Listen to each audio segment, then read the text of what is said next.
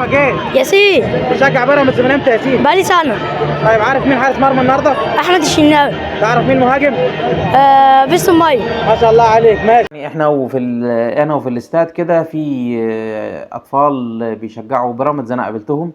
وبدات اسالهم برضو اسئله في الكوره، مش اسئله عميقه يعني ان هم يبقوا محللين او كده، بس يبقوا عارفين مين حارس المرمى مين المهاجم، يبقى الناس دي ليها في الكوره فعلا وبيشجعوا بيراميدز فعلا. وبدات اسالهم تشجع بيراميدز من امتى، اسمك ايه، وهكذا، لان هم برضو اعمارهم صغيره يعني.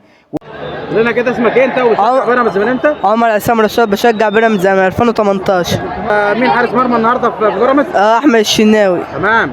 طيب تعرف مين البديل بتاعه؟ محمود جاد. زياد هيثم قاعد في المدرجات بقى. كويس ده انت عارف الفرقه كلها. طيب تمام. ان شاء الله تتوقع الماتش يخلص كام النهارده؟ ان شاء الله 3-1.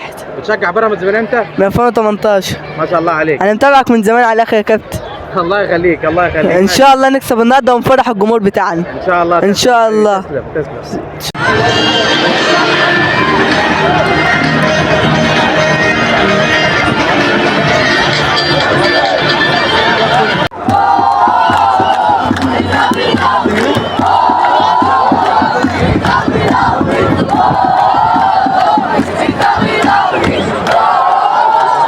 اهو حد من جمهور بيراميدز الشباب الصغير.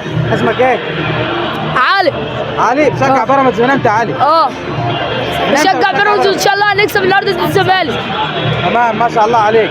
عارف مين حارس المرمى النهارده؟ مين؟ احمد الشناوي. ما شاء الله عليك. تسلم. ماشي. لا ده بدايه لتكوين قاعده جماهيريه كويسه لبيراميدز. انه شباب صغيرين زي كده بيبداوا يحضروا في الاستاد الماتشات، وفي منهم كمان اللي بيجي من اقاليم. يعني في ولد انا قابلته في ثالثه اعدادي بيجي من بني سويف، ما شاء الله عليه، بيجي مع والده تقريبا. فدي حاجه كويسه. في الجنه يا شهيد. عارف ليه بيعملوها اصلا؟ في الجنه يا شهيد طبعا.